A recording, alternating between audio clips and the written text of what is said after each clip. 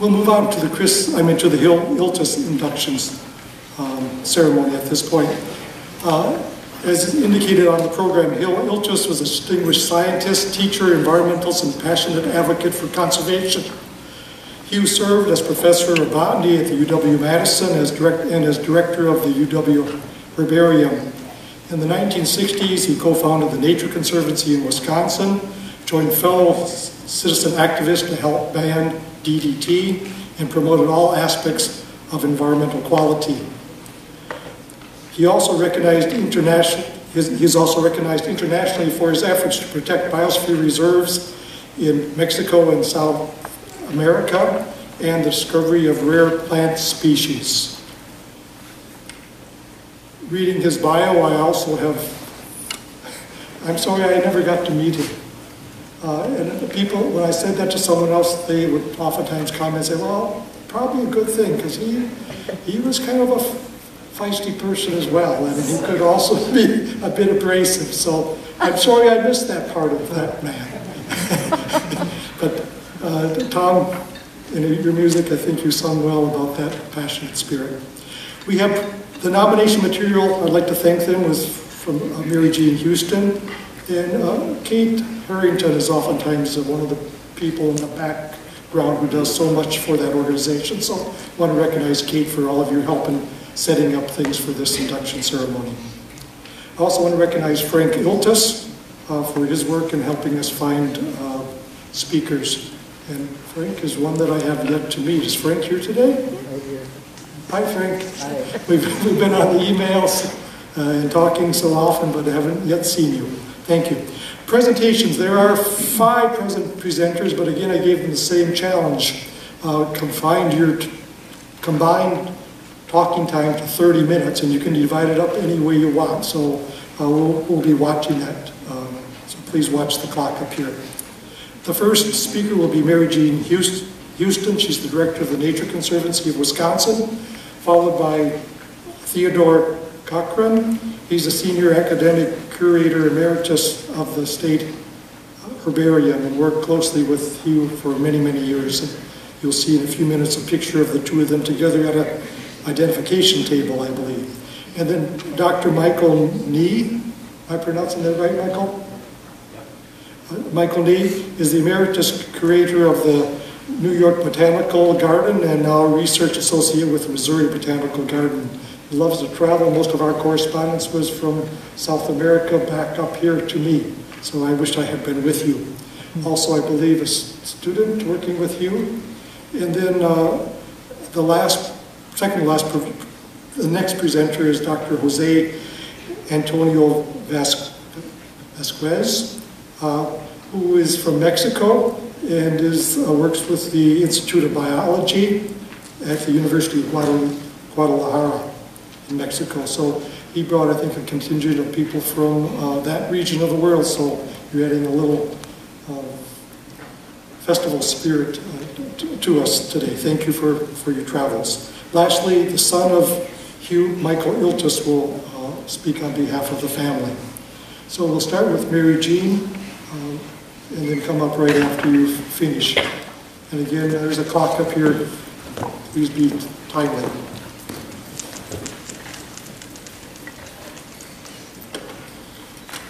Before I start my remarks about the remarkable scientist that we're about to induct into the Wisconsin Conservation Hall of Fame, I'd like to say a few words about science. The Nature Conservancy as an organization is guided by science, and we could not do our work without it. In honor and recognition of their work, Nature Conservancy staff, trustees, and volunteers across the country will be marching in support of science today in Washington, D.C., across the country, and in Wisconsin, in Madison, in Milwaukee, here in Stevens Point, Minocqua, and beyond.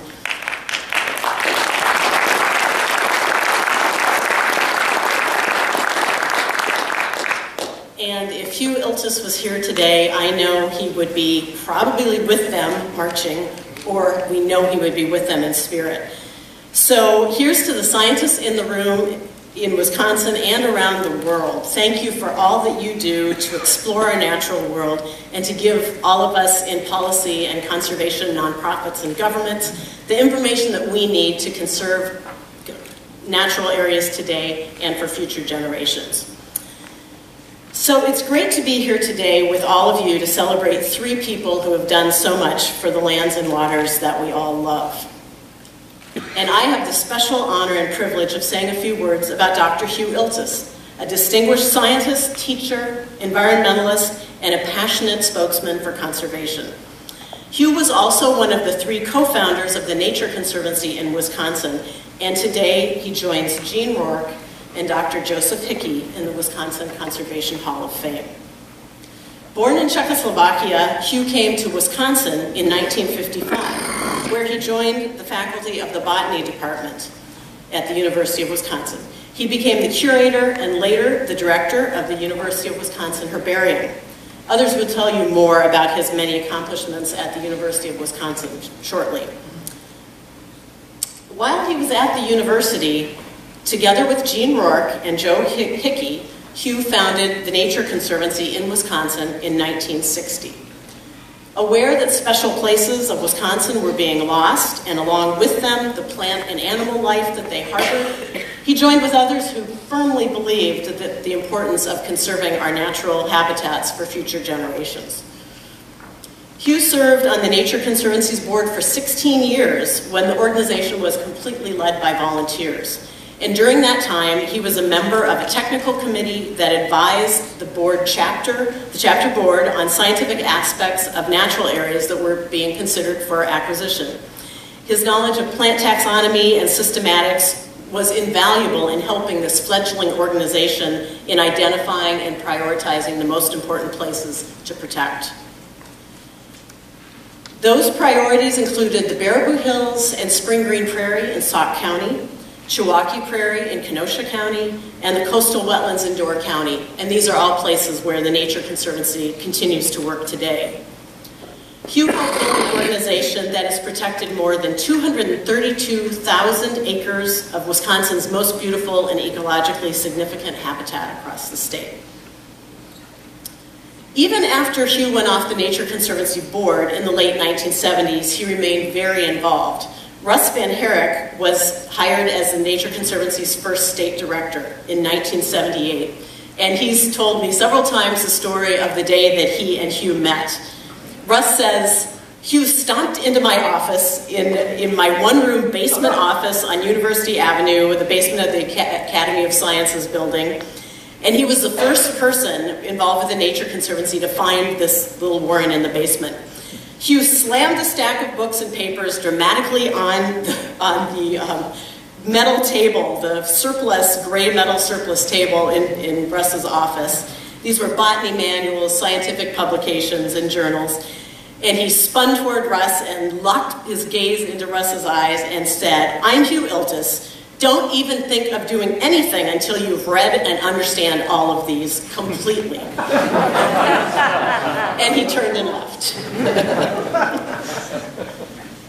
I, too, eventually had the privilege of working closely with Hugh Iltis, but even before I knew Dr. Iltis, I knew about him.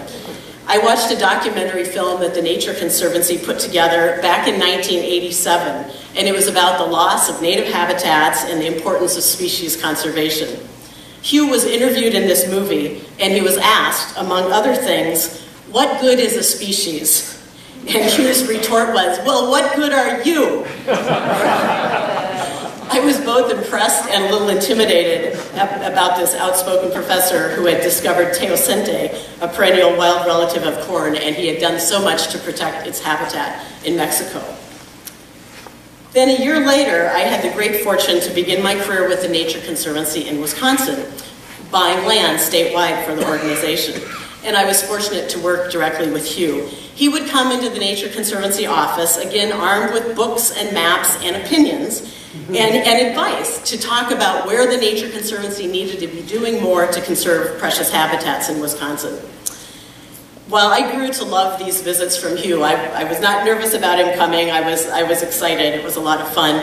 I wouldn't be honest if I didn't say that he wasn't always the easiest person to get along with. Jean Rourke, who is the wife of our founder, Jean Rourke, the other founder of the Nature Conservancy, really said it best in her letter of support for Hugh's nomination. She said, "Dr. Iltis was not always the most diplomatic person. He could be impatient with people or institutions that did not see the bigger picture, the preservation of the Earth's natural resources.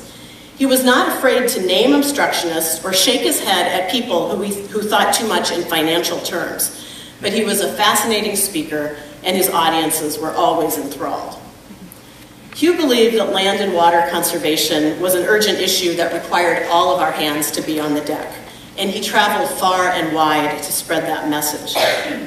As a professor, Hugh taught and mentored countless people, many of whom went on to make their own marks and contributions to conservation around the world. Some of them shared their stories in letters of support for Hugh's nomination, including Pat Morton, who directed the Nature Conservancy's work in southeastern Wisconsin for several years. Pat wrote, "During my master's degree studies at the University of Wisconsin, Dr. Iltis inspired the passion for my work that wove through my long career in environmental conservation, including jobs with Bat Conservation International, Texas Parks and Wildlife, and the Nature Conservancy. Now, as a retiree and an ongoing volunteer for these organizations, I continue to build on the conservation foundation that had its roots in Hugh Iltis's classes. The passion is still there." And this one from Dave and Shelley Hamel, and Shelley is with us today to celebrate Hugh's induction into the Hall of Fame. "Hugh Iltis was a friend of ours for over 40 years, and if you're a friend of his, you are, by default, a student of his, because not a moment goes by when you aren't learning something. It is because of our association with a force like Hugh that in 1988 we bought 120 acres of woods and fallow crop field surrounded by a nice fringe of remnant prairie and savanna. With a nascent population of state-threatened and federally endangered Karner blue butterflies. We have dedicated our retired lives to its restoration and management, and the butterflies have come back, have increased 200-fold. We dedicated our acreage to Hugh in 2007, and we cemented a big fireproof metal sign visible from the road right among the sand prairie plants that he helped us identify and love. Perhaps others will be so inspired." There are more stories, but time is short, so I'll leave you today with one of Hugh's favorite quotes. "We are put on this earth to do one simple thing, and that is to be a good ancestor. Both from a biological and a moral standpoint, we cannot and we must not do less." I believe that Hugh did his utmost throughout his life to be a good ancestor. Thank you to the Wisconsin Conservation Hall of Fame for recognizing this extraordinary man's lifetime of passionate commitment to the conservation of our precious lands and waters. And now, Ted Cochran.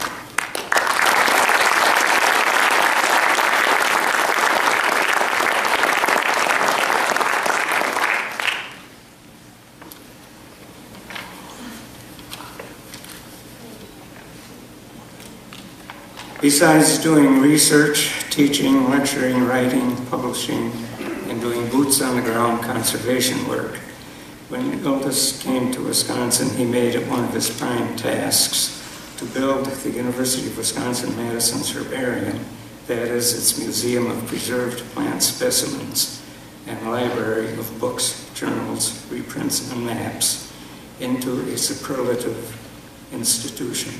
This photo shows Iltis on the right and colleague John Thompson in the late 1950s displaying specimens in the herbarium. Iltis initiated widespread exchanges of specimens, accepted gifts and made purchases of specimens, incorporated so-called orphan herbaria, and commenced diverse collecting.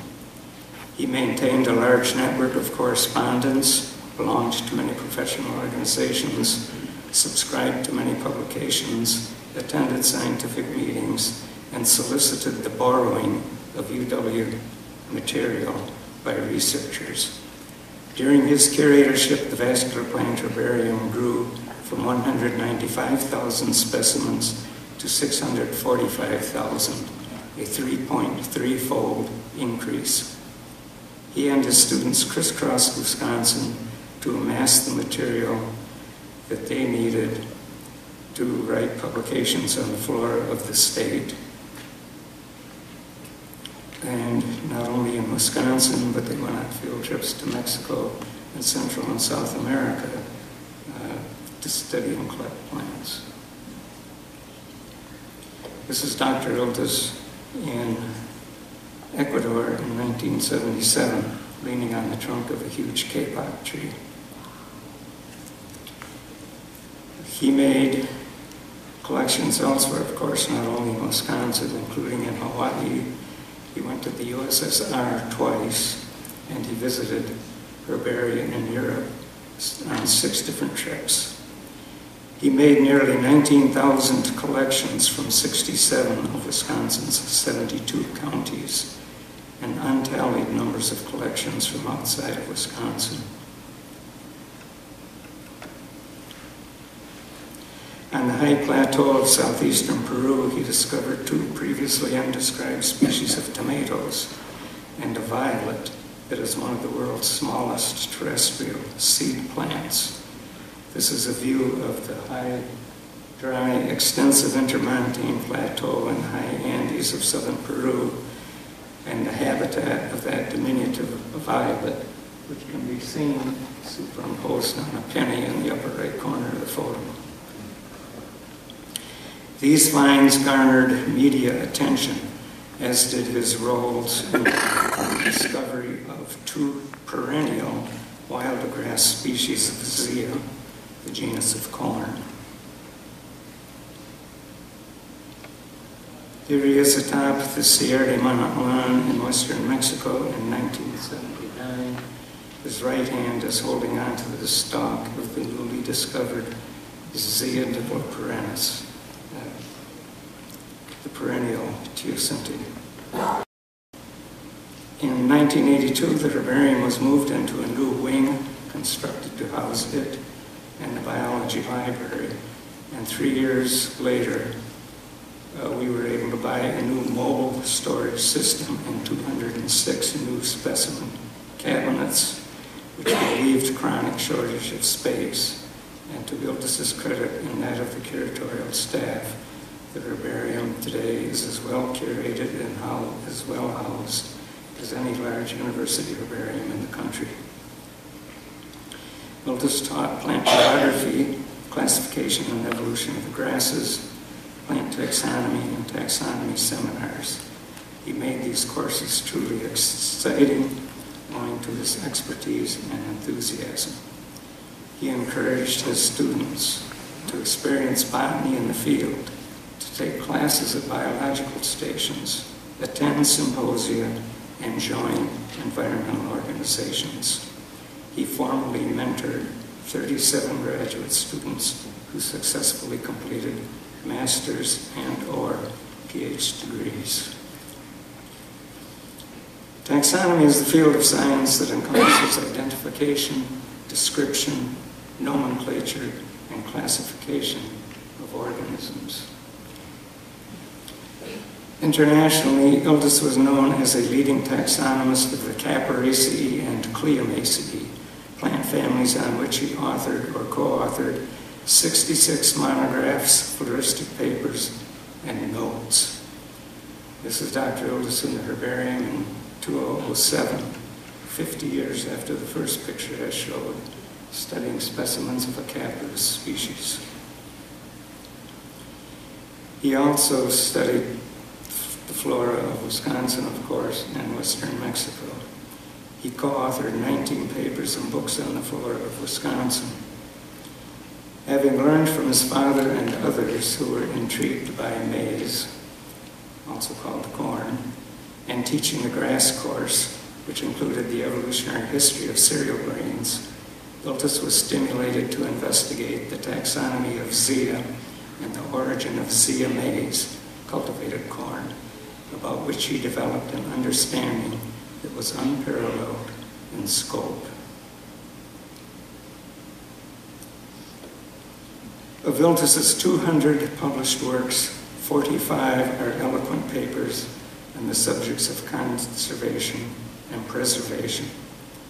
This is the man in the new blue parka he bought in preparation for a series of lectures he gave in Alaska in 1970. He advocated for human ecology, the idea that mankind has adaptations to and biological needs for nature. He pleaded for the preservation of genetic diversity in situ, at its sites of origin, as the necessary concomitant of continuing evolution. He discussed societal and biological issues resulting from human population growth, economic development, and the complexity of modern technological civilization. In doing so, he wove together a remarkable amount of information from seemingly disparate fields. He related biodiversity's relevance not only to habitat destruction, overpopulation, extinction, pollution, but also to agriculture, ecological services, human well-being, culture, and even leisure. This portrait, which we've seen at various times over the past weeks, was taken the year he retired in 1993. Through his intellect, energy, and great love of plant diversity, Iltis helped make the programs of the Department of Botany outstanding. Hearing him preach that the world is under siege and that above all else we must preserve the natural systems on which all life depends was an epiphany for many people. Iltis was a shining example of an environmentally, politically, and socially aware scientist, teacher, and citizen.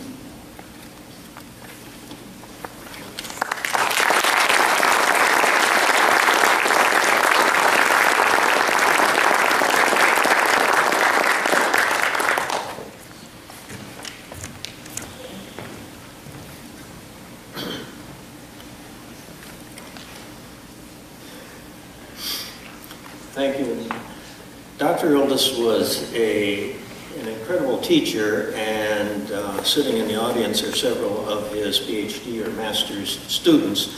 He also had a great impact on undergraduates and, of course, everybody else he met. Here he is on a field trip, one of the famous plant geography field trips, this one to the southeastern U.S., where he was passionately interested in the biology and preservation of the insectivorous plants. This is a sundew, and we also saw on this trip quite a few pitcher plants. My first introduction to the tropics was actually with a graduate student, Dr. Scott Morai, who worked on the Lesothidaceae family. And we took a 6-month trip through Central and Northern South America, had many adventures. Here I am crossing a bridge in Costa Rica. That's me up on the tree trunk, and Scott took this picture. That's 1971. Apparently in 2017 in Bolivia, I hadn't learned much about bridge safety. This bridge is 1/4 mile long, 60 feet above the river, and obviously has no guardrails on the side. Fortunately, the train came through 10 minutes after I got across this.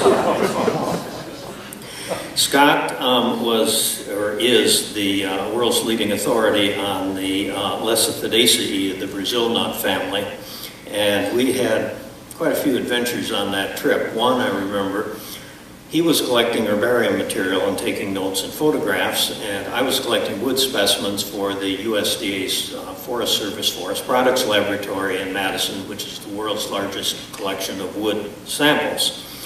And one of the species of Lesothidaceae that he was collecting has a common name, Mula muerta, and that translates to dead mule. And the reason for this is the wood, as soon as you cut the tree, the wood starts stinking like a dead animal. It's not very pleasant. Well, after we came out of the jungle, and we weren't very clean, we were getting on a small plane to fly back to Medellin. And so we had our carry-on luggage, which was plant presses and plant specimens, and a bag of wood specimens. And we knew where that smell was coming from. Fortunately, the plane had been delayed for several hours because of some problem, and the other passengers had been sitting at the bar at the airport, and so they weren't quite sure where this horrible smell was coming from. Unfortunately, the pilot also had been sitting at the bar during this time. But in any case, a few years later, I had a great opportunity to spend a year in Panama as a botanical collector for the Missouri Botanical Garden. And the powers that be at the University of Wisconsin granted me, without any problem, a year's leave taking off from my graduate student studies. I think they wanted to get rid of me. You can't imagine what a huge learning experience this was, from the rainforest to the beaches and montane forest of Panama. And there is no better way of learning about plant diversity than boots on the ground. And I might mention here another boots on the ground experience was as an undergraduate and graduate student for several summers. I had the opportunity to work with Cliff Germain, evaluating areas all around the state of Wisconsin for the Scientific Areas Preservation Council, now the State Natural Areas. And that was a huge experience, and I wish Cliff was here too, so I could express my gratitude to him. In this picture here, this is Ted Cochran, who just spoke. Bruce Hansen, who was a longtime botanist at the University of South Florida. Jackie Kalunke, who is still at the New York Botanical Garden doing research. And in the back is Scott Morai, kind of hidden. And Barb Cochran, I believe, is back there. And that is me. And this is our improvised umbrella in the jungles of Panama. And then I also, in Panama, I had the opportunity to be in the field with the super energetic Al Gentry, who was the preeminent student of the Bignoniaceae family and had done a great deal of work on the structure of tropical forests in the New World. I had a great opportunity to take several trips to Mexico with Iltis' student Bruce Hansen, who was doing research on Forschmeria of the family Caparaceae, which are trees and shrubs in the dry forests of Mexico. And this led to my first postdoc was working in Mexico. I'm sure that had a influence on it. Iltis discovered Zea diploperennis, and I had the great opportunity to travel with him over the Christmas vacation period when the first viable seeds of this were discovered, and that article in Science was in gestation at this time. And that sparked for me an interest in crop plants and their evolution and their wild ancestors. This picture was taken in Bolivia. Here we have 3 different cultivars of one of the species of squashes, or no, 4, 5, I guess, total in here.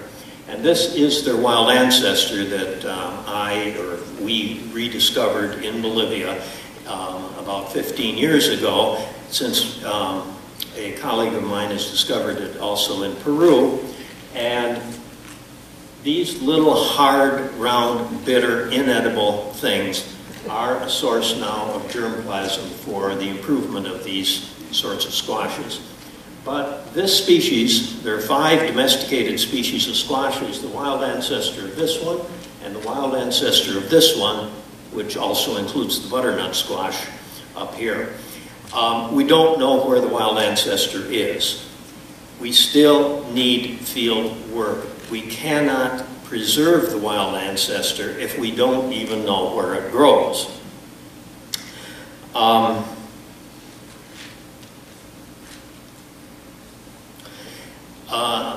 Looking for these in places like Colombia sometimes are a little bit difficult. I needed an armed guard as I was walking around a market in Colombia because they were afraid I would get mugged. These stories are all about us graduate students, but behind that is the fact that Iltis encouraged us to go to the field and do research and see these plants and see them in their context as we were doing our theses. He was probably thinking of an opportunity that he had as a young graduate student to go to Costa Rica with Richard Pohl, who became a world-leading authority on grasses. And then, looking for a thesis project, Iltis wanted to go to Panama. He was a student at the University at Missouri Botanical Garden in St. Louis then. He wanted to go to Panama and study palms. His major professor said, "We're publishing the flora of Panama, you don't need to go there, we've got enough field work, don't go." And that was why he ended up working on Caparaceae. In the, several decades later, one of Iltis' students, Al Gentry, doing forest inventories in the canal zone, the best known, best explored part of tropical America at that time, discovered 5 species in 3 genera in a family that had previously been unknown from Panama.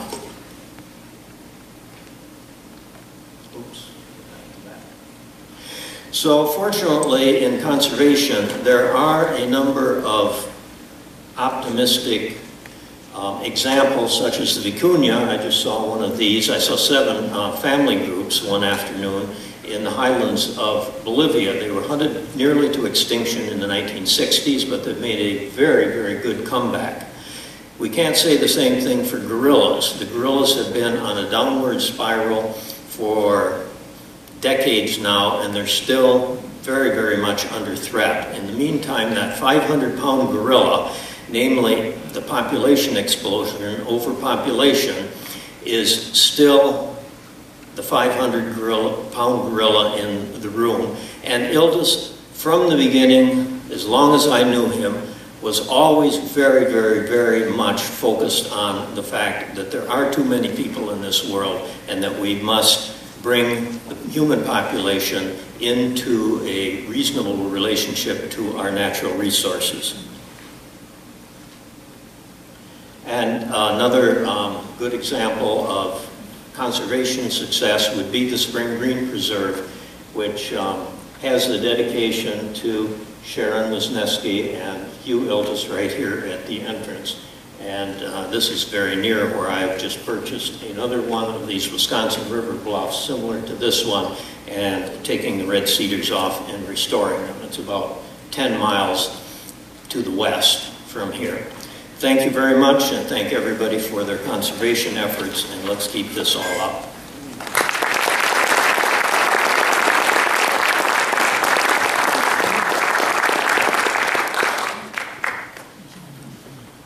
Good morning, ladies and gentlemen. Please excuse me for my strong English accent because I have not practiced my English over the last 5 years. I am very happy to be back to Wisconsin, a place where I started graduate school 3 decades ago and met many botanical colleagues, some of them present here.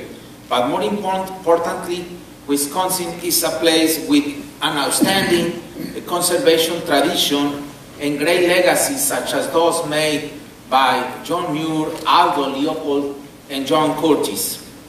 Today, starting with this great weather, spectacular magnolias blooming all around the landscapes and gardens, a great variety of gardens, also many native trees in full bloom, and lots of spring ephemerals awakening from the winter. So it is a great occasion to honor a remarkable man, Dr. Hugh Iltis. and to comment how his expertise impacted conservation of biodiversity in Western Mexico. Among the many explorations that Dr. Iltis conducted in Mexico, the third Teosinte expedition of the Sierra de Manantlan, led by him nearly 4 decades ago, consolidated his collaboration with Maestra Puga and other botanists like Rafael Guzman at the Botanical Institute at the University of Guadalajara. And that connection unleashed a series of events that highly impacted the careers of over a dozen of Mexican students that now are teachers of a recently created PhD program in biosystematics, management of natural resources, and ecology too. So I was a 16-year-old college freshman studying agricultural engineering and working at the University of Guadalajara as a herbarium assistant, but I was also 40 kilos years, it was 40 kilos years ago. I mean, 40 kilos ago. So at that time I met Dr. Iltis and assisting him in the field during his Manantlan Odyssey. And I helped him to collect every plant. Basically, we saw, just grab that plant, climb that tree. So we didn't want to miss any plant. I mean, from a filming firm to a 40-meter high up tree. So it's incredible to work with Dr. Iltis. Our multidisciplinary crew in that expedition consisted of 19 scientists by the end of 1979. We were occupying over a dozen of camping tents at Cloud Camp over 6,000 meters in elevation. And while sitting around the campfire, we were looking forward to the new year and to the new decade too. And talking around the campfire with great hopes of finding new things for exploring this virgin forest at the Sierra de Manantlan. And this unforgettable trip ended up with the finding of a large population of the newly discovered Teosinte at Las Joyas, way up in the top of the mountains of Manantlan, the perennial Teosinte and ancestor of modern corn. So Dr. Iltis went back a few years later, in 1984, back to Las Joyas, and he saw several trees of magnolia that were marked to be cut down. So he immediately called Doctora Puga, the only friend she had, and she says, "Oh, I know what to do." And they together talked to the state governor and submitted a petition to stop the illegal logging of these old-growth forests, including many tall magnolias. So this action by Maestra Puga and Dr. Iltis was the first conservation action, really official conservation action. It was not because of the perennial Teosinte. Perennial Teosinte was an argument, but the first conservation action was because of the magnolias that Dr. Iltis tried to save, and that ended up into the purchasing of a 3,000 acre land that soon after became a scientific station at Las Joyas, where basically to promote the protection of these newly discovered Teosinte, but also the surrounding rich ecosystems, including cloud forest, pine forest, and fir forest too. Dr. Iltis described several, under the guidance of Dr. Iltis, I was able to describe several new species of magnolia from Mexico and Central America, including that magnolia that he saved from cutting, and I named that magnolia after him, Magnolia iltisiana. And we kept discovering more and more species of magnolia, just like Michael Nee pointed out. We now know that neotropical areas have as many magnolias as they are in the old world.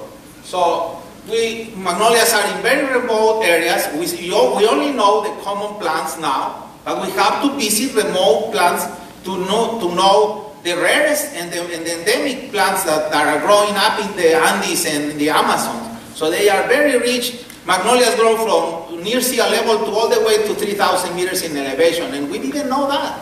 At the time when I attended medicine, I meant that magnolias mostly were located in the eastern United States and China. So the paradigm has changed a lot ever since. So through the international collaboration, we catalog over 3,000 vascular plant species from the Sierra de Manantlan. An earlier version of this word was used as a justification for the protection of a 350,000 acres biosphere reserve, which is about the 2/3 of the size of the Great Smoky Mountains that you know very well. And it became a UNESCO Biosphere Reserve, and it was the first time that International Biosphere Reserve was set aside basically to protect a species that was the only source of resistance to genetic, the only source of genetic resistance to several virus and rust diseases for corn. So, in other words, it was a wild species of tremendous economical importance or potential. So, Dr. Iltis was an outstanding thinker and an everyday warrior, as he used to say, against unlimited ignorance and stupidity, in order to protect the environment and the natural world. Those of us who know him are greatly indebted to him, and we pledge to continue his mission to preserve this natural world during our lives and for future generations. Thank you. It has been a great honor and pleasure to be with you here today to celebrate the life and work of a remarkable man, Dr. Hugh Iltis, also an outstanding scientist, conservationist, and an excellent human being. Enjoy your day.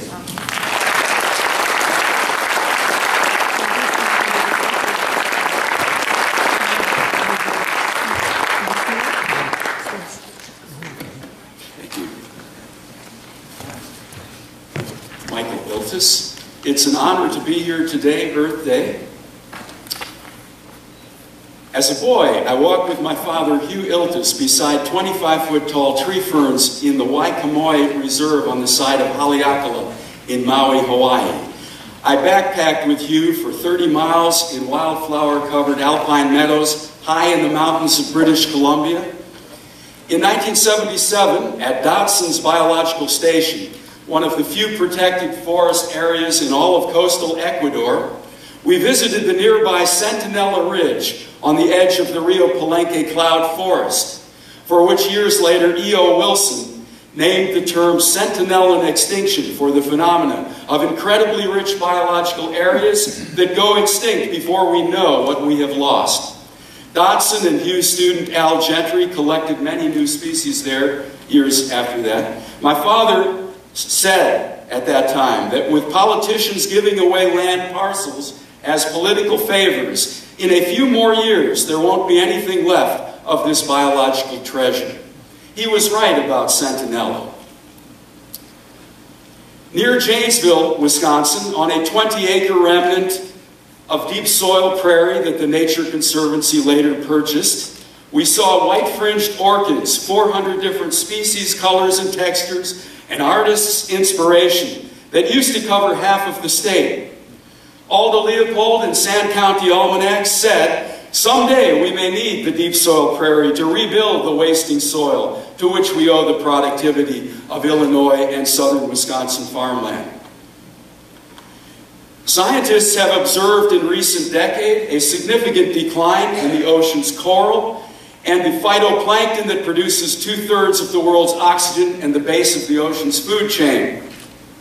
Yet Trump's administration does not acknowledge the scientific consensus on climate change, wants to abrogate our international Paris Accord, asks for a $50 billion increase in military spending, while equally cutting funding to international family planning, to climate research, to the EPA, and other vital programs that Hugh Iltis helped pioneer in 1968 when he fought to ban DDT in Wisconsin to save the bald eagle, including the Clean Air and Clean Water Acts and the Endangered Species Act, which all came later. The wild tomato and disease-resistant corn species that Hugh discovered on a very small budget have proven to be worth many millions of dollars annually to industry. It is time to acknowledge, not undercut, the vital role scientific research has played in the U.S. economy and health of our nation and our world. In 1970, the year of the first Earth Day, Hugh spoke an ecological message at over 60 campuses across the nation, including Alaska, where he called for a 100-year moratorium on oil. My father accepted this award before he died.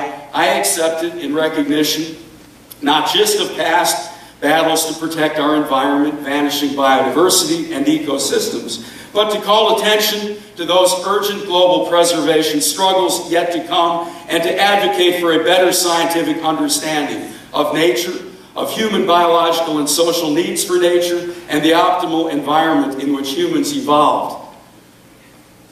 To paraphrase a paper that he and Ori Laux and Peter Andrews wrote, published in the Bulletin of Atomic Scientists 1970, on criteria for an optimal human environment.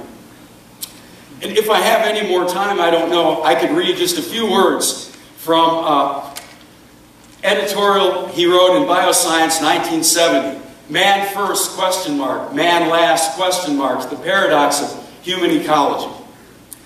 Butterfly and wildflower, mountain lion and caribou, blue whale and pelican, coral reef and prairie land. Who shall speak for you? My grandchild may need to know you, to see you and smell you, to hear and feel you, to be alive, bright and happy.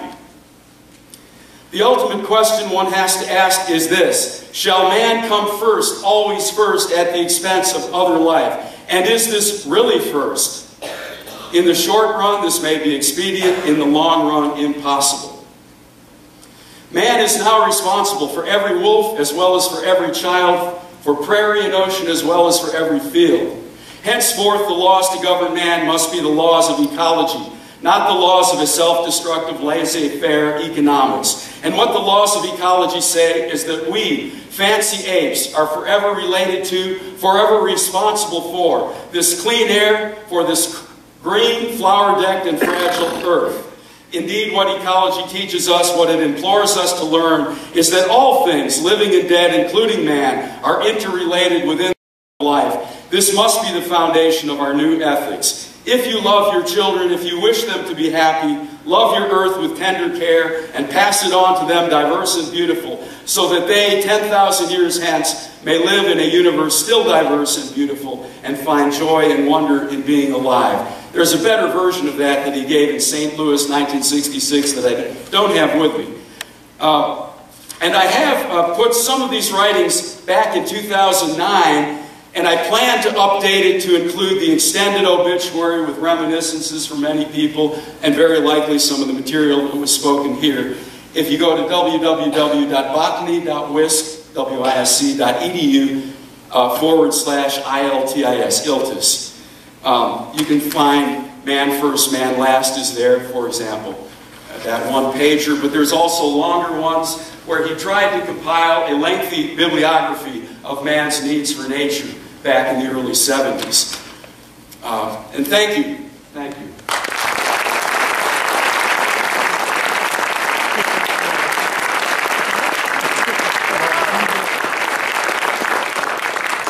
Thank you, Michael.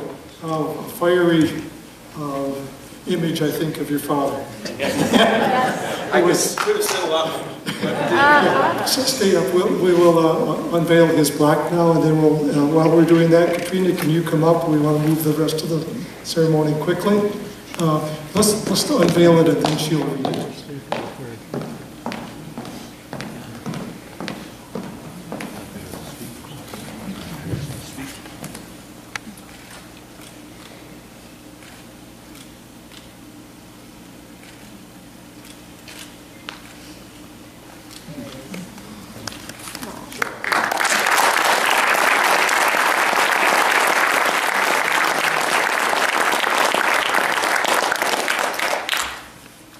Dr. Iltis left behind quite a legacy. It's an honor to recognize him today. Whereas Hugh's work in South America led to his discovery of the species Zea diploperennis in Mexico and a wild tomato species in Peru that had not yet been classified. And thanks to his efforts, the government of Mexico has devoted resources to conserving the habitat of Zea diploperennis.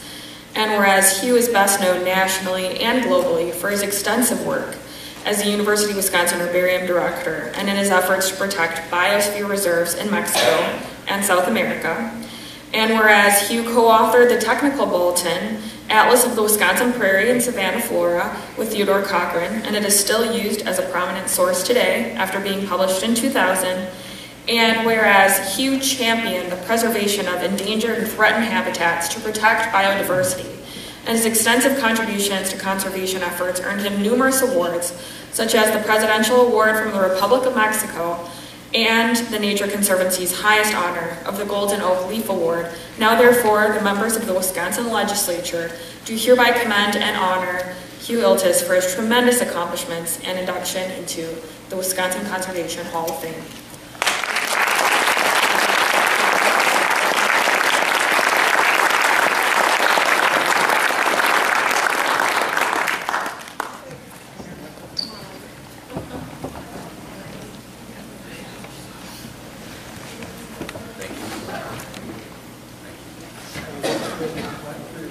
Thank you. Thank you very much.